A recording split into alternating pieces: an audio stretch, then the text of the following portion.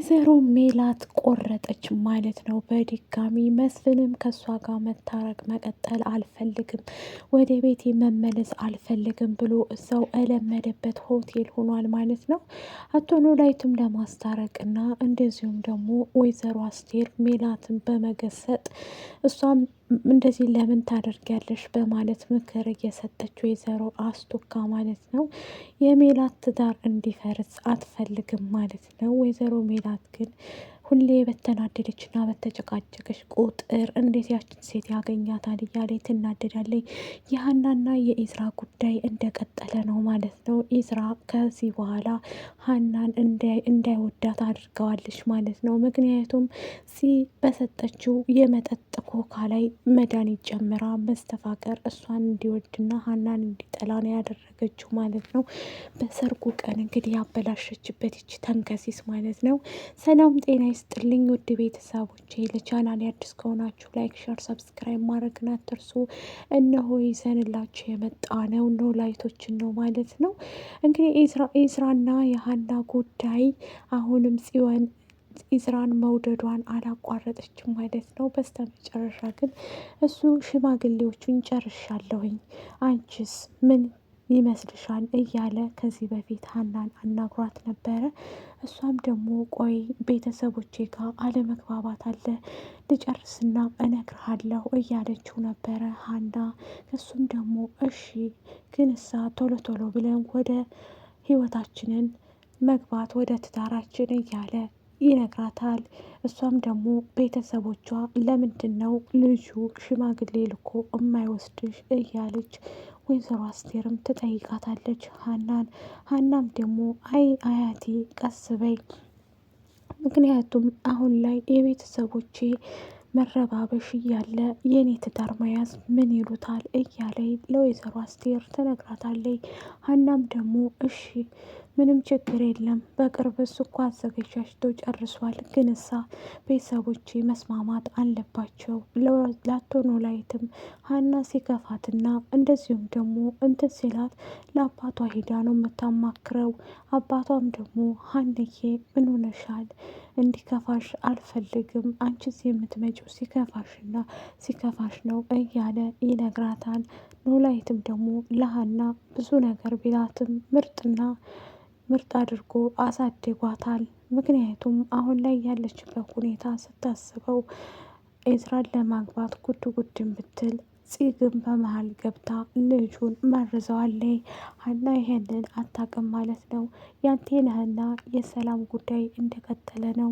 አንቴነህ ሰላምን በአደባባይ ጉድሽን እዘረግፈዋለሁ ብሎ እያስፈራራ ይገኛል። ምክንያቱም ከዚህ በፊት ሰላም ከሱ እንዲያረገዘች ሁላችንም እናውቃለን ማለት ነው። ይህንን የምናውቀው ሁላችንም ማንም ሰው የሚያውቅ የለም። በእርግጥ ግን የሀናና የኢዝራ ጉዳይ እንደሆነ እንጂ አሁን ላይ ግን ሀና በፊት የሰላምን ሁሉ ነገር ታውቅ ነበር። በዛ ሰዓት ላይ ማን ይሄድ ማን እንትን ይበል የምታውቀው ታሪክ የለም ነበረ። ምክንያቱም ሀና ለሰላም ምርጥ ጓደኛዋ ነበረች በጊዜው። ሰላም ብቻ ግን ይሄ ሚስጥር ትልቅ አድርጋ ተቀብላታለች።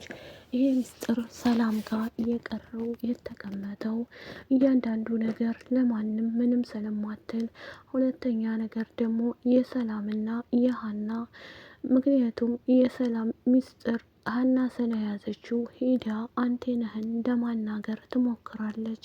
ባክህ አንቴነህ ምንድን ነው አድርግ የምትላት? ልጅቷን ከህይወቷ ውጣ፣ በቃ ትተሃት ጠፍተሃል፣ አሁን ደግሞ ምትሰራ ህይወቷ ውስጥ ትመላለሳለህ ብላ ስትለው ከሰላም ህይወት እንደወጣልሽ ከፈለግሽ አንቺ እኔን ታፈቅርኛለሽ እያለ ሲጠይቃት ሀናም ትናደድና ትበሳጭና በጥፌ ልትመታው ትሞክራለች። ከዛም እሱም ደግሞ ትቷት ይሄዳል ማለት ነው።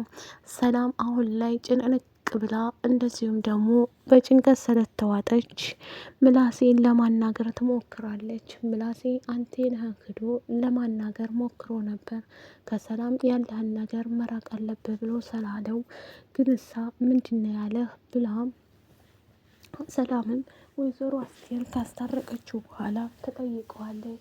እሱም ደግሞ ምን ማለት ነው እንዴ አሁን አልነግርሽም። ምንድን ያለሽ? ምን ብሎሻል? ልቅሳችን ምን አድርጊ ነው የሚልሽ አንቴና እያለ ሰላምን ሲጠይቃት ምላሴ ባክህ ዝም ብሎ ነው ትላለች። ምክንያቱም እሱ ግን ትልቅ ሚስጥር ቢይዝባትም ለምላሴም ምንም ለመናገር ፈቃደኛ አልሆነችም። እሱ ያለኝማ እናታችሁ እብድ ናት አለ ብላ ስትለው እማዬን እኮ እንደዚህ አለ እያለ ይናደድና ይበሳጫል ማለት ነው።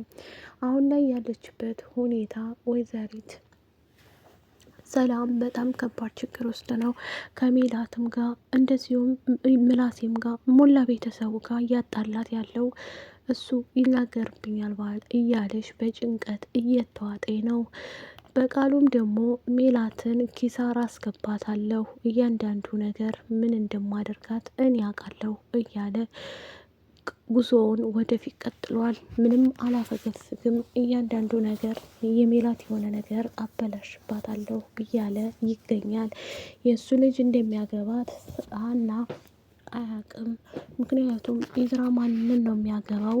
ልትነግረኝ ትችላለህ ወይ? የኢዝራ የሚወዳት ሴት ማናት? የኢዝራ ጮኛ እያለ ቅዱስን ይጠይቀዋል። ቅዱስ ደግሞ ራስ ብትነግረው አይሻልም እንዴ እኔን ከምጠይቅ እያለ እሱኑ ጠይቀው እንጂ እኔ አያገባኝም በማለት ትቶ ይወጣል ማለት ነው። አሁን ላይ ቅዱስም ግራ ገብቶታል። ሀና ሰላም የኔ ናት ወይስ ደግሞ ሌላ ፍቅረኛ አላት?